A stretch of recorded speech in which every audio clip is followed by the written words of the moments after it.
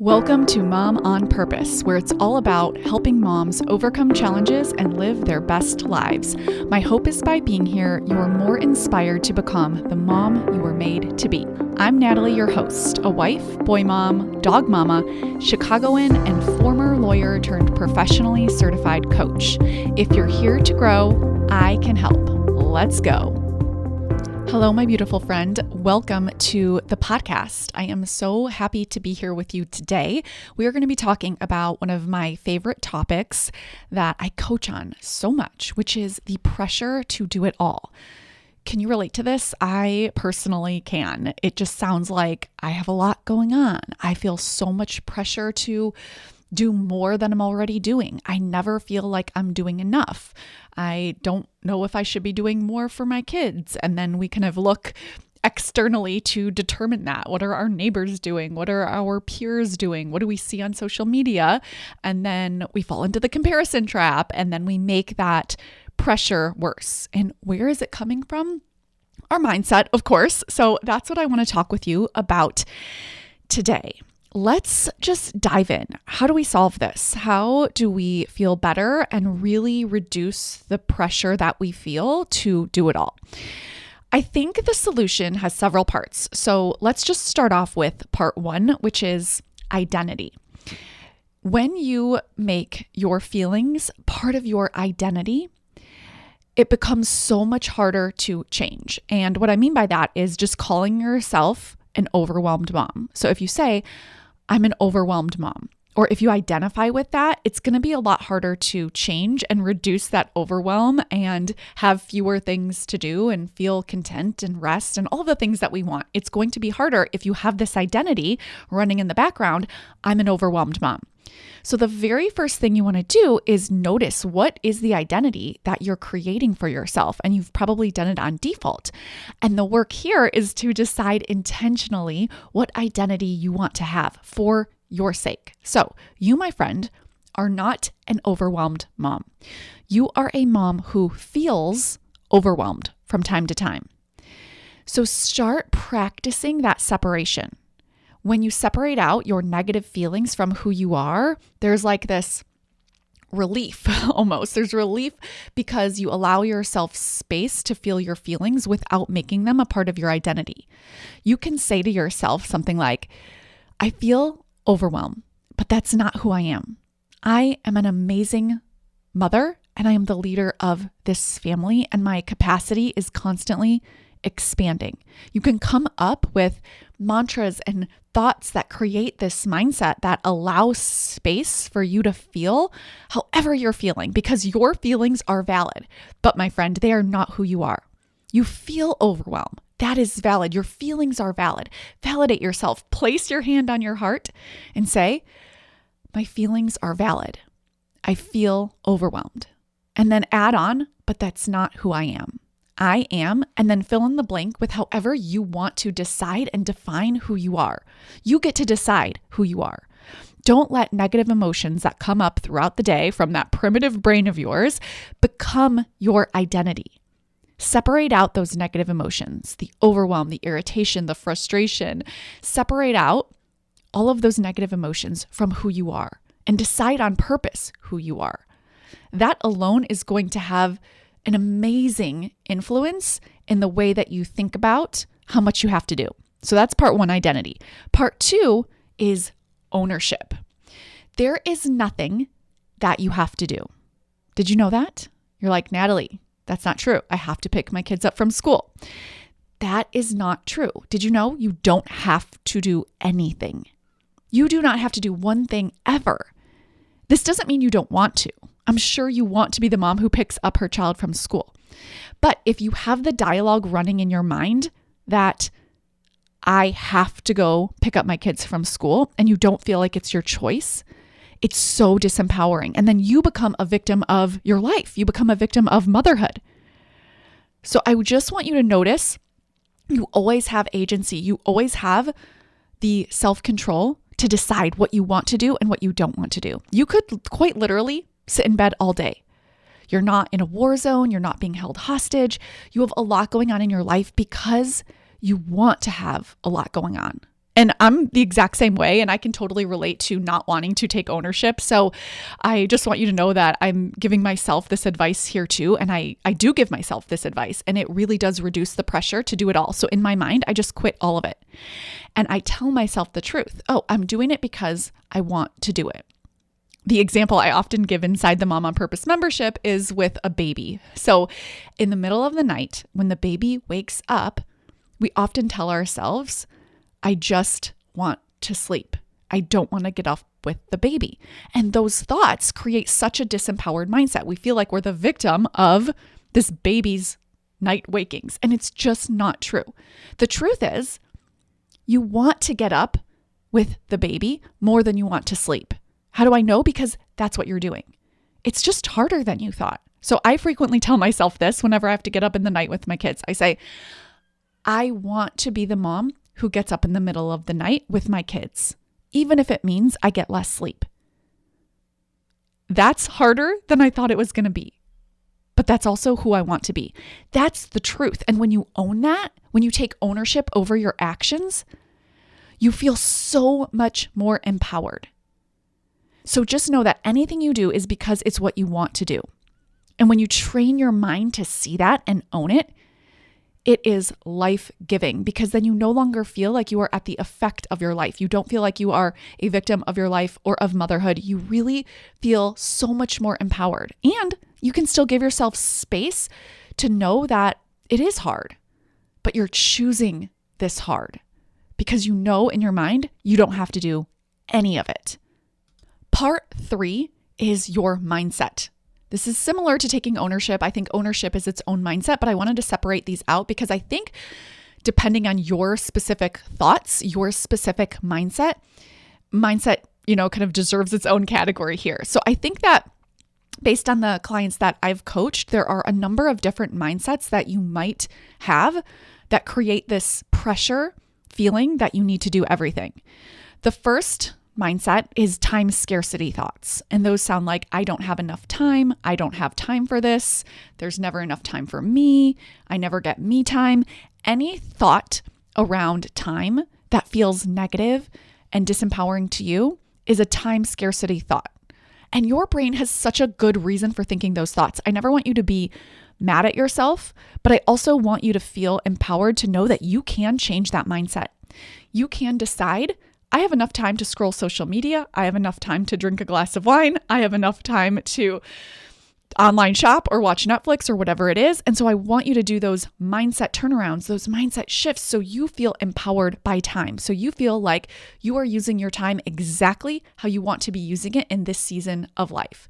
So for me, when the dogs are barking, I'm potty training, the baby's crying, and I'm overstimulated, instead of saying, I don't have time for this, or this isn't what I want to do with my time, or I just need some time alone, I tell myself, this is exactly what I want to be doing with my time, and it's hard in that moment, and that's okay.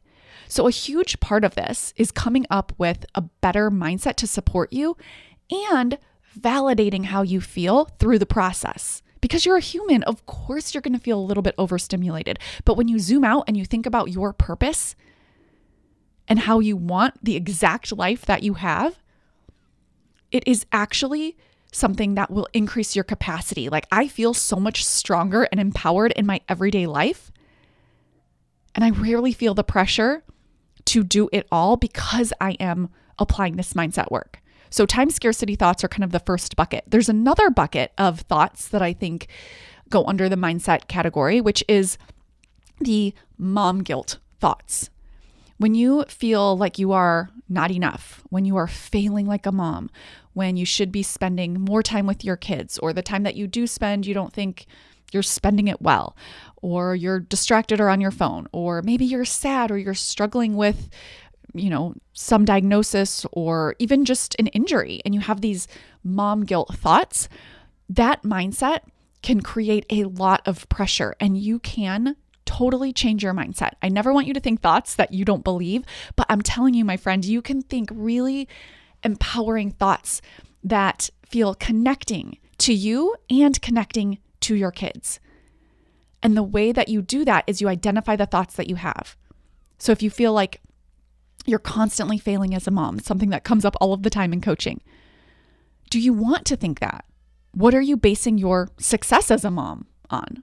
Is it on other people? Is it on how you entertain your kids? Is it on how many activities they're in? Is it on their happiness?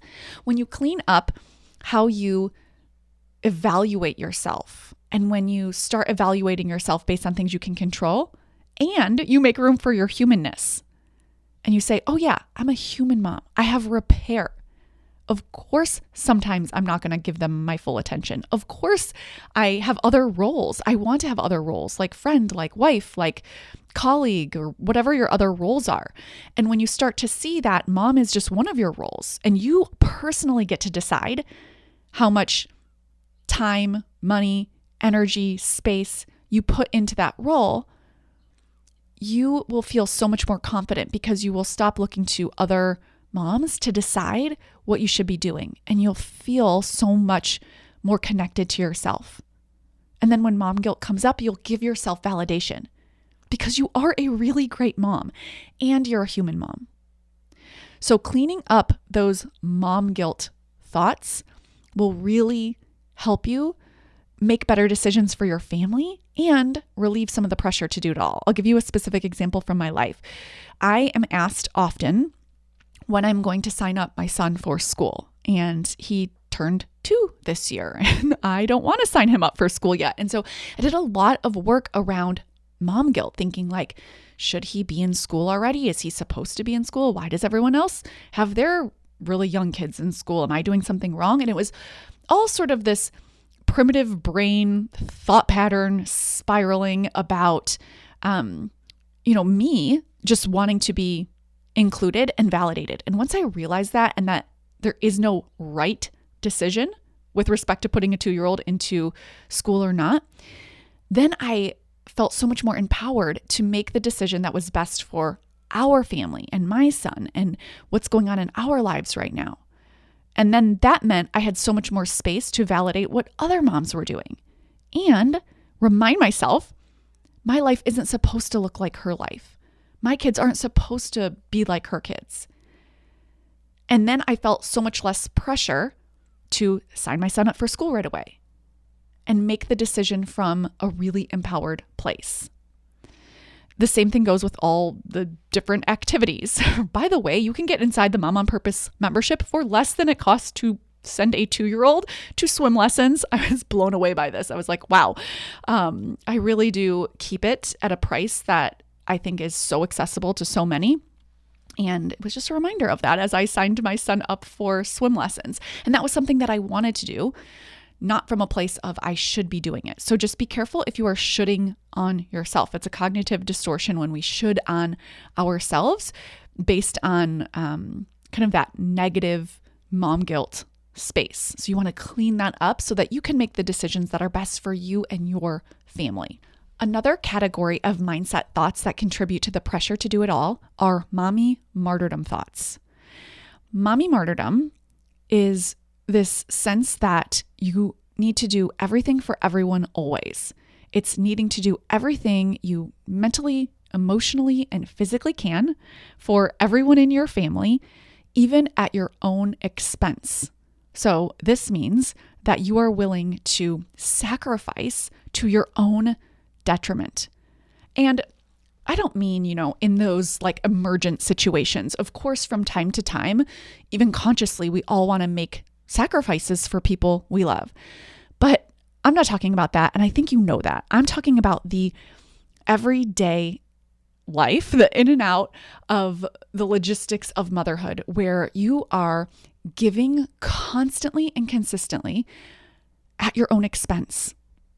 Think about the last time that you felt joy or happiness or pleasure or fun. When was it? And think about the last time that your kids or your spouse felt joy and pleasure and fun. Was it earlier today? Was it yesterday? And yet, so often we, in the midst of life and motherhood and the daily grind, we forget that that's important. It's really important.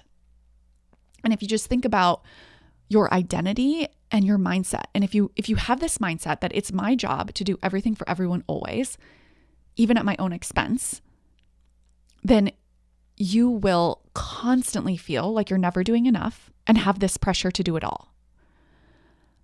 And all it really takes to kind of get rid of this is awareness. As soon as I became aware that I had a little bit of this mindset, it was so life-giving. I thought to myself, oh my gosh, I'm making myself invisible. And not only do I not want to do that for myself, but what example is that setting for my family? What am I teaching my kids and my spouse about moms and about just, my role? And so one of the thoughts that I love is it's not my job to do everything for everyone always. I want to show up as the mom I want to be, but it's not my job to entertain my kids. It's not my job to make them happy.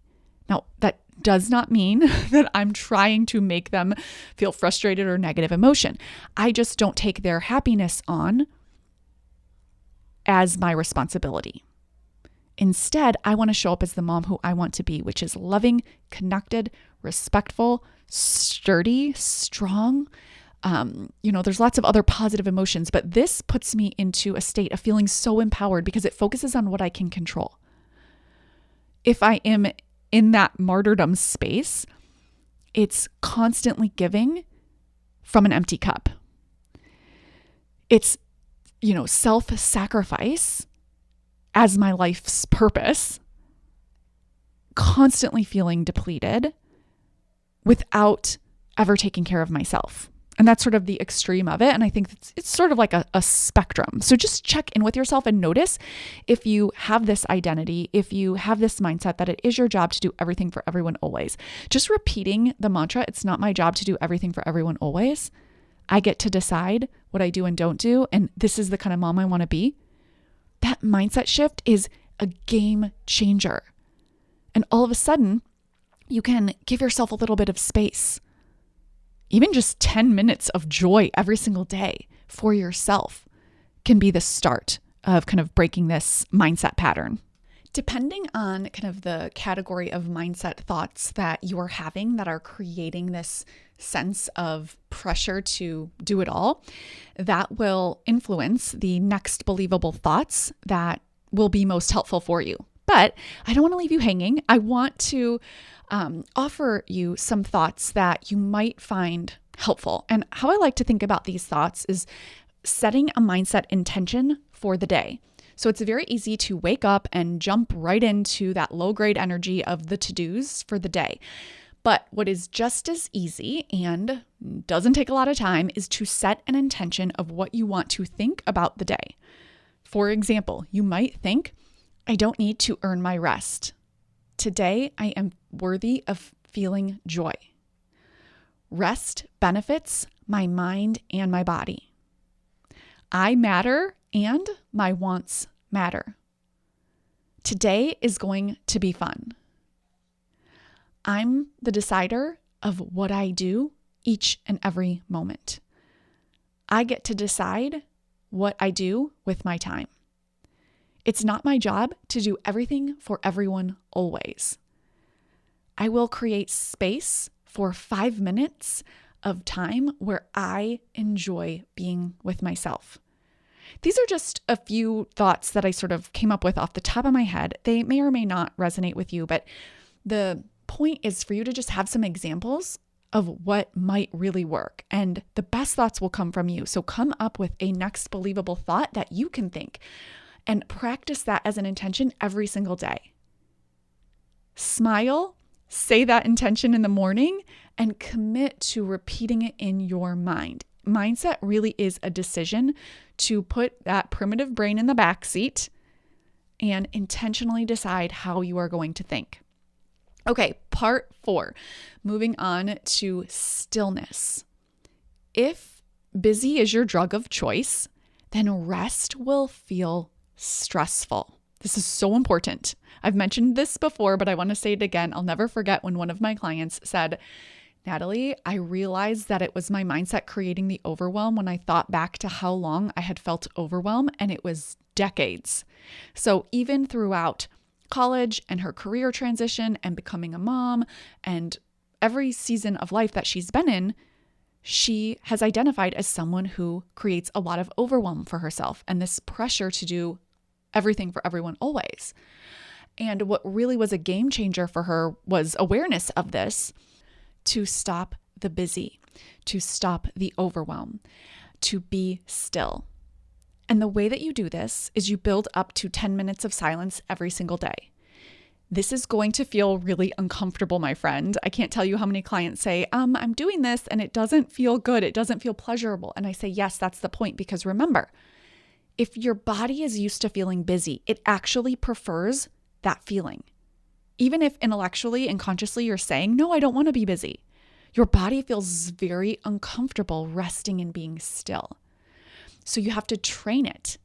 Just like if you were going to the gym or learning that yoga handstand, the training of new muscles to do something new often feels uncomfortable. The same is true when you're training yourself to feel comfortable with rest. It starts with discomfort. So I always recommend doing 30 days of 10 minutes of silence at the same time every single day so that you can calm down that nervous system. And I always think like the 2 weeks about are going to be the most uncomfortable, and then you get into a rhythm of it. And for me, I actually got to a point where I really looked forward to this space and enjoyed it, but it didn't start off like that.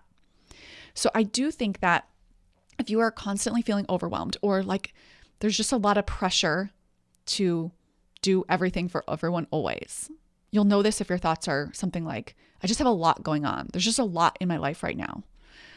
A lot of my clients will say a lot in their sentences. So notice if you are saying that as well. It doesn't mean it's not true. It just means that you want to have awareness of it, because that way of thinking about it might not be helpful. And the solution is doing all of the things I'm talking about here. So step 1 is identity. Step 2 is ownership. Step 3 is mindset. And now step 4 is stillness. Giving yourself permission to be still. Whenever I tell myself I don't have time for this, I remind myself that I've definitely scrolled on social media for more time than I want to be still.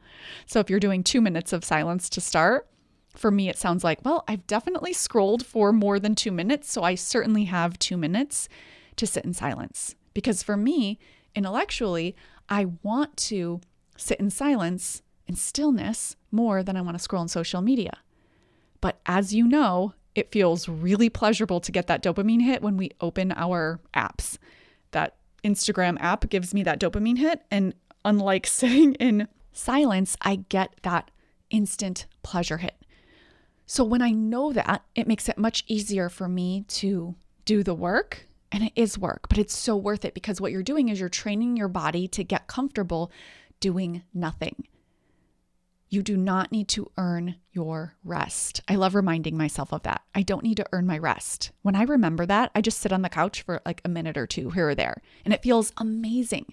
Like indulging in those moments without blaming my circumstances, knowing that I'm the creator of my life, and this is the life that I would choose 10 times over again. And sometimes it's harder than I think it's supposed to be, and that's okay. I give myself permission to rest. So stillness is something that I think most members of this community could benefit from, particularly if you are someone who feels the pressure to do it all. It's unlikely that you are comfortable and doing a lot of stillness. And this is really different than like a yoga practice, for example. I think they just have different benefits. This is really about being still and not moving and being comfortable in your body. Part number 5, the last part, is planning. Plan how you're going to spend your days. Meal plan. Plan when you work. Plan what you do when you work. Plan activities. Plan what you're going to do with your kids. Plan self-care. Plan downtime. Plan your pleasure. Anything that takes up mind space is worthy of planning. So, for example, I love the way that my weeks go when I meal plan. I don't have to think about what to make at 4 p.m. I just look at the calendar and I say, oh, this is what we're having tonight. It makes it so much easier throughout the week because my brain doesn't have to come up with ideas in the moment. The same is true with activities. If I have like a little bank of activities I want to do with my kids, so much easier because my brain doesn't have to come up with those ideas. A note about kind of self-care. I believe that if you don't plan self-care ahead of time, you're going to need an escape from your family. If you do plan self-care in advance, you will need less of an escape. You will get that space that you need. So ask yourself, what do you need? It is so personal. I was just coaching someone inside our Ask a Coach platform inside the Mom on Purpose membership, and she said, this sounds so dumb, but I don't even know what I need. And I want you to know it doesn't sound dumb. In fact, 9 clients out of 10 who I've coached say that exact same thing. I don't know what it is that I want or that I need. That doesn't mean there's something wrong with you or that you actually don't know. It just means that for so long, your attention has been on other things, on your family, on your home, on your work, on whatever else your attention may have been on. So now when you turn it back inward and say, okay, what do I need? Of course you don't know. You haven't been focused on it. And so we're not trying to know in the sense like there is just one thing that you need that's going to check the box. Instead, think of it like you're dating yourself. You want to get to know yourself and what you like and what fills you up. And so let's try something. Maybe going and getting a manicure, or maybe doing an at-home workout class, or maybe it's walking your dogs. For me, I love getting fresh air and walking my dogs. I feel so refueled. And maybe monthly, I go out to brunch with a girlfriend. I'm actually going out to brunch with one of my girlfriends tomorrow. I'm so excited. That's a little bit of self-care for me. And so what is self-care for you is dependent on how you feel when you're doing that thing. So think about for yourself what it is that would help you take better care of yourself. And when you take better care of yourself, you will feel so much more connected to yourself and more connected to your family. Remember, if you don't plan that self-care in advance, you're going to need an escape. All right, let's kind of review everything here because I think it's so important. I think that when we think about the pressure to do it all, it feels so big and vague. Like we don't really say what's going on. We just say, I have a lot going on. We don't really know where the pressure's coming from. It just feels kind of tense and tight and overwhelming. And then there's the scarcity that comes in, feeling like we're not enough, we're not doing enough, we should be doing more. And then we have thoughts like, what did I do wrong? Why is this happening to me? And we get into that victim mentality. And before we know it, we're thinking a whole spiral of negative thoughts, and we don't even know where to start to kind of change them and get out of that pattern. So what we've talked about in this episode and what I want to encourage you to do is think of it as like a 5-step solution that you can use anytime to work through and overcome the overwhelm, the pressure to do it all. Part number 1 is identity. Changing your identity to be exactly who you want to be. I am fill in the blank. I am the leader of my family. I am a happy mom. Separating out your negative feelings. And when you feel overwhelmed or irritated, you say, I feel this way. My feelings are valid, but it's not who I am. Part 1 is identity. Part 2 is ownership. Taking ownership that everything you're doing in your life is because it's genuinely what you want to be doing. And that might mean it's harder and more full than you imagined, and you might want to reduce some of those things, or you might not. But owning that you're only doing things that you want to be doing puts you in the most empowered and helpful position in your life. Part number 3 is taking a look at your mindset. What are your thoughts? Do you have martyrdom thoughts? Do you have time scarcity thoughts? Do you have mom guilt thoughts? Do you have comparison trap thoughts? And then coming up with better feeling thoughts. Like, I don't need to earn my rest. I am a great mom. My life isn't supposed to look like her life. It's not my job to do everything for everyone always. Practicing better feeling thoughts gives you a connected, empowered mindset to help you show up as the mom that you genuinely want to be, and kind of minimizes, significantly reduces the pressure to do it all. Part 4 is stillness. Training your body to get comfortable being still. Because if your body is in the habit of being busy, then you will almost certainly feel the pressure to do it all the time. You won't stop because you haven't let your body feel the discomfort of being still. So practicing this is going to help you change your physiology so that your body gets really comfortable resting and doing nothing. And again, it's going to start and feel very uncomfortable. Start with 2 minutes and build your way up to 10. And part 5 is planning. Planning how you spend your days so that you are not feeling like you're putting out fires constantly. You are using your prefrontal cortex and you are putting your kind of primitive brain in the back seat and plan white space, plan self-care. Planning doesn't mean you plan to be busy all of the time. That is a misuse of the planning tools. Instead, it's just using your time intentionally and making sure that you include taking care of yourself as part of that plan.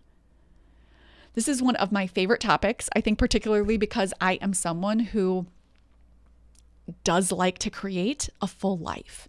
And so that does mean that I too get into overwhelm. But using this process has enabled me to reduce that overwhelm, minimize the pressure to do it all, and show up as the mom that I want to be. And that is my hope for you, my friend. Give this process a try. Work on your identity, owning it, mindset, stillness, and planning. And watch how much you minimize and reduce overwhelm and the pressure to do it all. That's what I have for you, my friend, this week. I will talk with you next week. Take care. Thank you for being here and listening. Now head on over to momonpurpose.com/coaching to learn more about the Mom on Purpose membership, where we take all of this work to the next level.